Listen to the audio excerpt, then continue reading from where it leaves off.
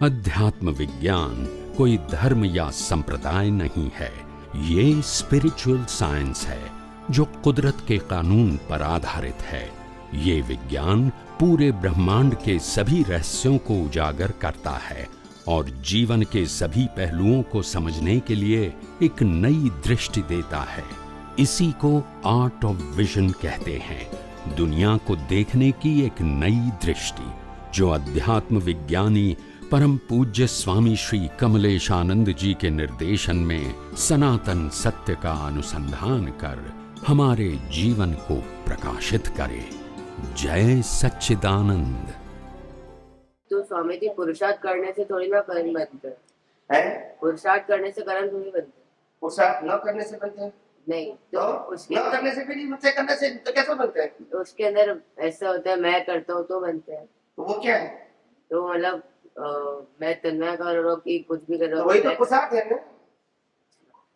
मैं करता हूँ, मानता हूँ, मैं भुगतान करता हूँ, मैं सोचता हूँ, मैं बोलता हूँ, मैं सफरिंग करता हूँ, यही तो पुरुषार्थ हमारा है। तो यही तो ज्ञान है।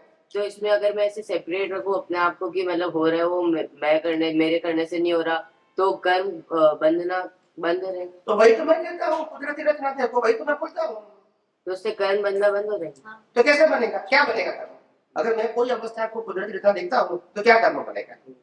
वो कुदरती रचना नहीं है और मैं देखता हूँ, तो गलती कहाँ है मेरी? कर्म गलती से बनते हैं कि नहीं गलती है तो भी बनेगी? गलती से बनते। देखो, कुदरती रचना को कुदरती रचना देखते तो गलती कहाँ है? तुम्हें कर्म कैसे बनेंगे? बात तो समझनी पड़ेगी ना। कुदरती रचना है और कुदरती रचना नहीं देखते, वही तो गलती है। इसी से कर्म बनते हैं, इसी से रागद्वेष होता है, इसी से मालिकीपन, कर्तापन, भोक्तापन होता है। मगर जब आपने कुदरती रचना ही देख लिया अवस्था को, तो वो आपकी गलती, वो सही दृष्टि है। तो सही दृष्टि से कर्म नहीं बनेगा। पक्का समझ में आ गए कि नहीं? आ गया। सभी इंसान सुबह उठने से पैसा कमाने के पीछे दौड़ते हैं, तो सही है क्या? सुबह उठते ही दूध लाने का भी पैसा चाहिए, सब्जी लाने का पैसा चाहिए, तो भी घर में भी तो आना चाहिए ना। आएगा तो जाएगा ना। उसकी लिमिट क्या है? ऊपर से थोड़ी उसकी लिमिट क्या है? मतलब क्या लिमिट? लिमिट तो आपके ऊपर डिपेंड है। आपको क्या चाहिए? साइकिल चाहिए कि कार चाहिए? इस प्रकार से कमाओ। जॉबरी चाहिए, बंगला चाहिए, इस प्रकार से कमाओ। तो अपन ये सब ट्रेन में जाना है, फ्लाइट में जाना है, उस प्रकार कमाओ। बोलते नहीं ये सब आपकी जरूरत है। अगर मैं पहाड़ में रहता हूँ, मेरे घर के आजू बाजू वनस्पति मिलती है और 2-4 गाय तो दूध मिलता है, तो मेरा थोड़ा मसाले का पैसा मिलता है, तो मेरा जीवन चलता है। पानी तो कुदरत देती है, हवा कुदरत देती है, और वनस्पति खुराक मिल गया मेरे को, और थोड़े मसाले का पैसा मिल गया, दूध ज्यादा मिला, मैंने बेच दिया, वनस्पति ज्यादा बनी, बेच दिया, उससे मसाला लाऊंगा, मेरा जीवन चलेगा। मेरे को बंगला, मोटर, गाड़ी नहीं चाहिए।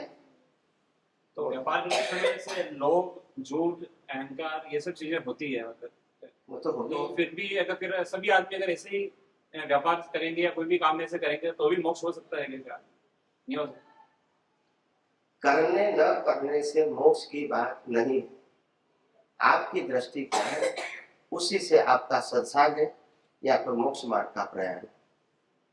क्रिया के साथ आपकी मुक्ति या बंधन जुड़ा हुआ नहीं। मुक्ति भी नहीं है, बंधन भी नहीं, क्योंकि क्रिया जो करता है वो शरीर, और क्रिया करने के संजोग वो दोनों कुदरत ही प्रोवाइड करती है, इसीलिए हम जिम्मेदार नहीं है। मगर क्रिया के पीछे हमारी दृष्टि क्या है, उसके लिए हम जिम्मेदार। कर्म भी उसी से बनेंगे और मुक्ति भी इसी से मिलेगी। अगर आपके पास मिथ्या ज्ञान, मिथ्या दर्शन की दृष्टि है तो नए कर्म बनेंगे, और सम्यक ज्ञान, सम्यक दर्शन की दृष्टि है तो नए कर्म नहीं बनेंगे। मगर पुरुषार्थ दृष्टि में होता है, मन वचन काया में नहीं होता है। समझ में आया? और इसीलिए झूठ बोलते हैं, हम कपट करते हैं, या चोरी करते हैं, या गुस्सा करते हैं, आप समझे? या किसी को चीटिंग करते हैं, जो कुछ भी करते हैं वो प्रकृति करती है ना, बोलते नहीं। प्रकृति कैसे करती है? अपन प्रकृति मतलब ये शरीर, इसको भी प्रकृति कहते हैं, इसको भी कहते हैं प्रकृति। वो कहते हैं तुम्हारी प्रकृति गुस्सा बात नहीं बोलता है जी, तुम कौन सी प्रकृति? ऊपर वाली। पर ये दोनों प्रकृति इसीलिए तो मैंने कहा आत्मा के बिना सब कुछ प्रकृति का था, है और रहेगा। ये शरीर की सभी अवस्था प्रकृति की ही है। और इसी को कहता हूं मैं, कुदरती रचना देखो कैसी है वो मत देखो, कुदरती रचना ही देखो, वो आपके लिए इनफ ज्ञान है। डिटेल इनमें मत जाओ, नहीं तो कोई सॉल्यूशन नहीं है। क्योंकि जब आप चलाने वाले नहीं है तो क्यों सॉल्यूशन ढूंढते हो? बोलते नहीं। तुम चलाने वाले हो तो सॉल्यूशन ढूंढो। तुम जब चलाने वाले नहीं हो, तुम प्रकृति नहीं हो, प्रकृति को चलाने वाले नहीं हो, तो सॉल्यूशन क्यों ढूंढते हो? तुम्हारे हाथ में है नहीं, तो फिर ढूंढने का मतलब क्या है? कुदरत जो करवाएगी वही आपको करना, खत्म हो गई बात। इन्वॉल्व नहीं होना, हम्म? इसमें इन्वॉल्व नहीं होना। बस देखते रहो, कुदरती रचना देखते रहो। फिर बहुत बार अपने को ये ऐसा मालूम रहता है कि भी ये चीज करना गलत होती है, जैसे कि गुस्सा नहीं करना चाहिए। कभी कभी गुस्सा आ जाता है, गुस्से में अपन से कुछ बोलने आ जाता है, फिर बाद में ऐसा लगता है कि यार नहीं बोलना चाहिए था। तो ये सब चीजें अपन, इसी तरीके बहुत सारी चीजें जो अपने को पता है गलत है, फिर भी अपन करते रहते हैं इन सब चीजों को। ये पुराना ज्ञान काम करता है। तो नई दृष्टि इतनी पावरफुल क्यों नहीं होती? अभी तो शुरू हुई ना। पावरफुल कैसे होगी? पावरफुल तो आपको बनानी पड़ेगी उपयोग करके। कैसे बने? ऐसे उपयोग करके। स्वामी जी को यही रखना पड़ेगा। नहीं, आपने जब बिजनेस शुरू किया, start from the one day, क्या पहले दिन से आपको सब कुछ मालूम था? आज भी सीख रहे हैं। तो फिर ये कोई नई बात थोड़ी है। तुम ऐसा बोल सकते हो कि नहीं मैंने अब सब कुछ जान लिया है? नहीं बोल सकते। ये कंटिन्यूस प्रक्रिया है। जहां तक अज्ञान है वहां तक हमको अज्ञान को मिटाने के लिए जागृति रखनी ही पड़ेगी। कब तक है वो सोचने की जरूरत नहीं, जब तक है वहां तक अज्ञान है तो मिटाना पड़ेगा। जब तक है वहां तक हमको वेट करने की जरूरत नहीं है। जब अज्ञान खुलेगा हमको इरेज करना है, अज्ञान खुलेगा इरेज करना है, खत्म हो गया। हमको ऐसे वेट करके बैठना नहीं है।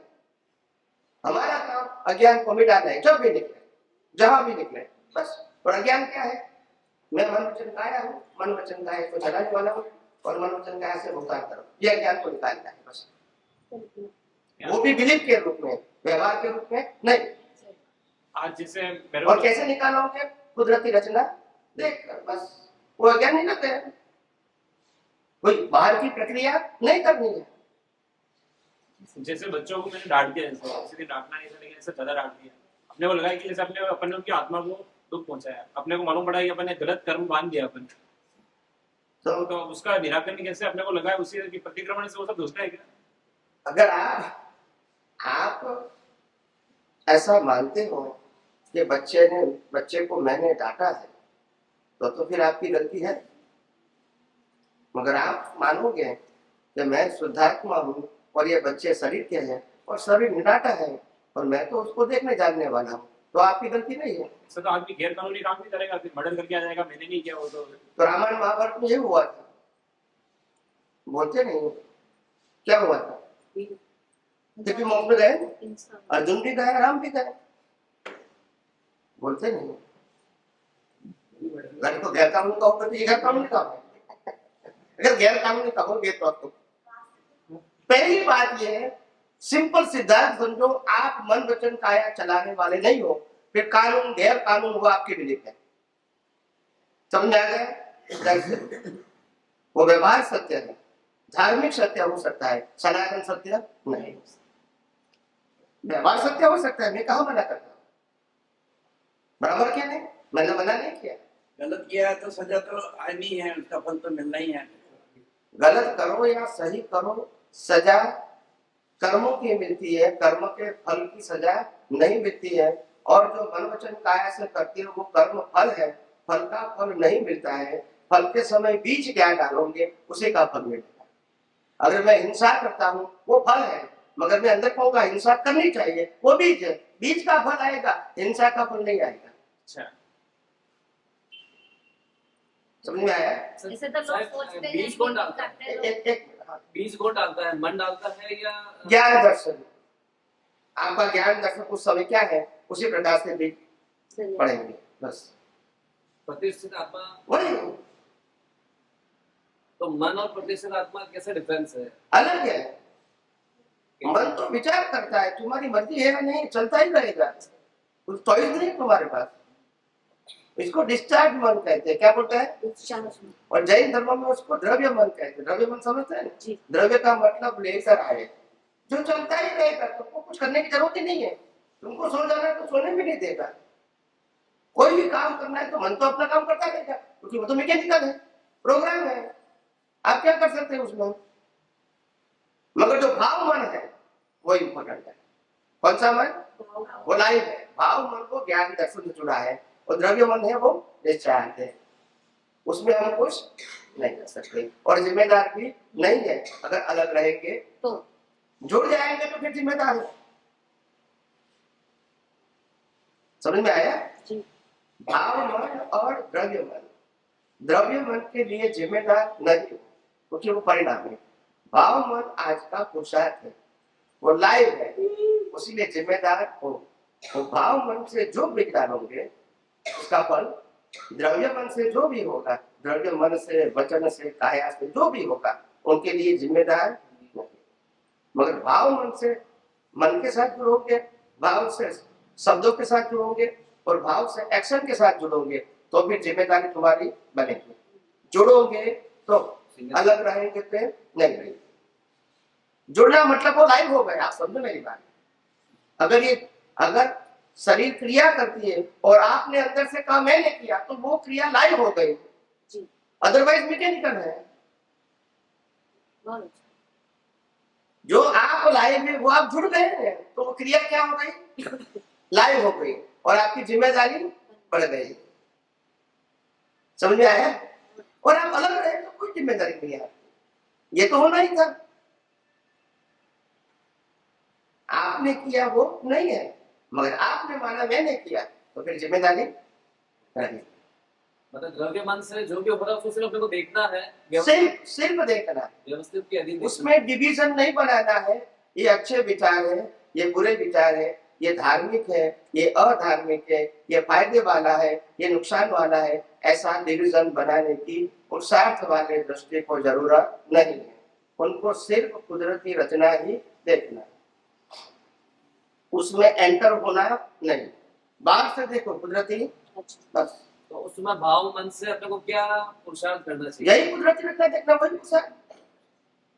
और शुद्धात्मा में रहना हो गया ज्ञान दर्शन, यही रहेगा। और कोई पुरुषार्थ आध्यात्म विज्ञान में है ही नहीं।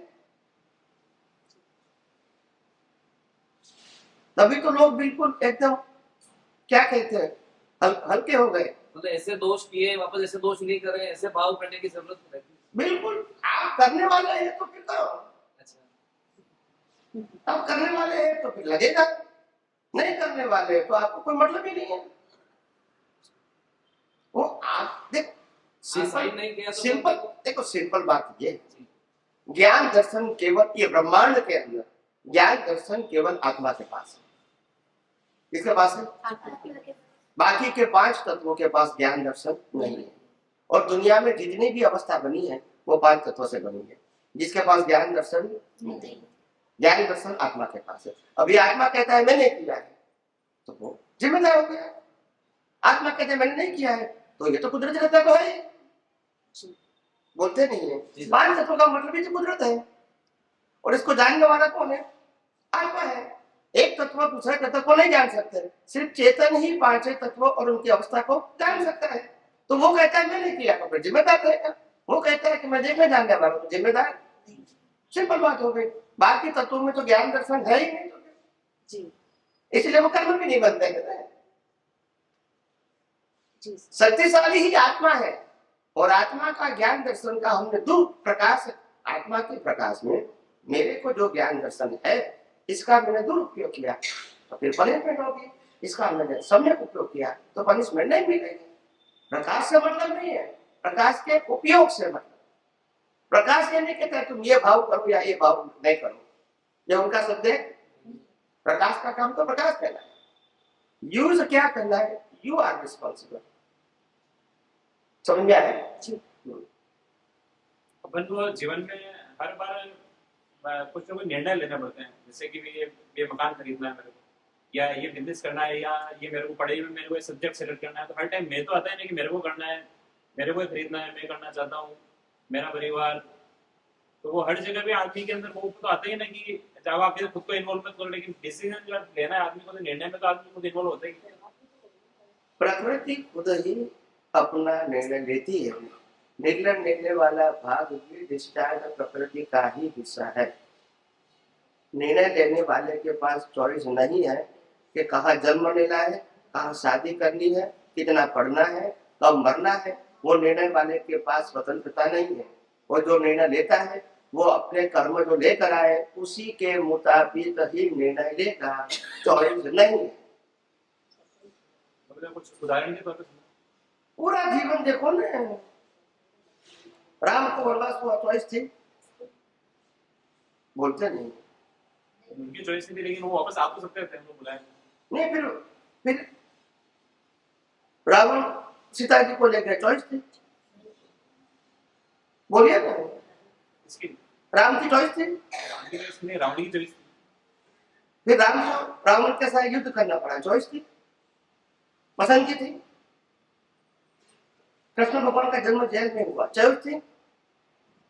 पैदा होते ही माता पिता को छोड़ना पड़ा, चॉइस थी। जिसके साथ प्रेम हुआ उसके साथ शादी नहीं हुई, चॉइस थी, बोलते नहीं। वो पैदा हुआ मथुरा में, सेटल हुआ द्वारका गुजरात में, चॉइस थी। चॉइस किसके पास है वो बताइए ना। हमारे पास है कि नहीं वो छोड़ दो, इन व्यक्तियों के पास थी वो पहले बताओ, और उनके पास नहीं तो हमारे पास कैसे रहेगी। ये कोई मैजिक थोड़ी है। देखो मथुरा से द्वारिका शिफ्ट हुए तो उनकी भी चॉइस तो नहीं, चॉइस मजबूरी। सबका अपना अपना कर्मों का संयोग होता है। यहाँ से राजस्थान से लोग साउथ इंडिया जाते हैं, नॉर्थ इंडिया जाते हैं, गुजरात में सेटल होता है। उस समय मजबूरी होती है उनकी, काम काज नहीं मिलेगा तो क्या करेगा। फिर सेटल हो जाने के बाद भले वो करोड़पति हो जाते हैं, वो एक अलग बात है। मैं जब गया उसकी बात करता हूँ। उस समय तो मुझे नहीं था, हैंड टू माउथ थे, यस और नो। टिकट लेके बैठ जाते थे और किसी के साथ घर में रहते थे और काम भी करते थे। ऐसे करते करते धीरे से लाइन हाथ में आ गई और पैसे वाले भी बन गए। मगर जब गए तब मजबूरी थी, चॉइस नहीं थी उसकी। यहाँ कोई काम काज नहीं मिलेगा तो क्या करेगा, परिवार के लिए कुछ तो करना पड़ेगा ना। तो स्वामी जी अगर कोई विचार आए तो मेरे को पता कैसे पड़ेगा कि द्रव्य मन सोच रहा है भाव मन? द्रव्य मन परिणाम के साथ जुड़ा हुआ है और भाव मन पुरुषार्थ के साथ जुड़ा हुआ है। उनको रिजल्ट से कोई मतलब नहीं है, मगर रिजल्ट के अनुरूप भाव भी हो सकते हैं और विरोध भी हो सकती है, क्योंकि वहां चॉइस है, यहाँ चॉइस नहीं है। एग्जाम्पल देके समझाना। जैसे जैसे आपको अगर शादी करना है तो आप समझ सकते हैं कि मेरे पास चॉइस नहीं है, क्योंकि जिसके साथ कर्म का हिसाब होगा उनके साथ ही शादी होगी। मगर आप भाव कर सकते हैं कि मेरे को इस प्रकार की धर्मपत्नी चाहिए, वो नेक्स्ट वर्ग की बात है, वो चॉइस है भाव करने की। मगर हिसाब तो जिसके साथ होगा उसी के साथ शादी, वहां चॉइस नहीं। तो इसी प्रकार के विचार रहेंगे, वो भी डिस्चार्ज। और इसी प्रकार से आप मर्जी रहे कि वहां हाँ भी करोगे, क्योंकि ये आपके कर्मों का फल है। आपके पास चॉइस नहीं, मैं हाँ कहूँ या ना कहूँ। जिसके साथ कर्मों का हिसाब है हाँ कहना ही पड़ेगा, उसमें चॉइस नहीं। मगर जो भाव करते हैं अनुभव के आधार से कि नहीं ऐसा नहीं, ऐसे इस प्रकार की व्यक्ति होनी चाहिए, तो वो आपकी चॉइस भाव करने की, जिसका फल कब मिलेगा अगले दिन। नेक्स्ट सेक्शन अभी समझ में आया। दोनों सेक्शन क्या है, अलग अलग। एक में फ्रीडम है, दूसरे में फ्रीडम नहीं है। द्रव्य में फ्रीडम नहीं, अपने आप होगा, क्या बताया, अपने आप को। और भाव में आपको ही इन्वॉल्व होना पड़ेगा। This is your own decision for your rebirth. और अभी जो हो रहा है ये इनके साथ, आप समझे ना, वो पिछले अवतार के डिसीजन का फल है, तो उसमें हम कुछ नहीं कर सकते।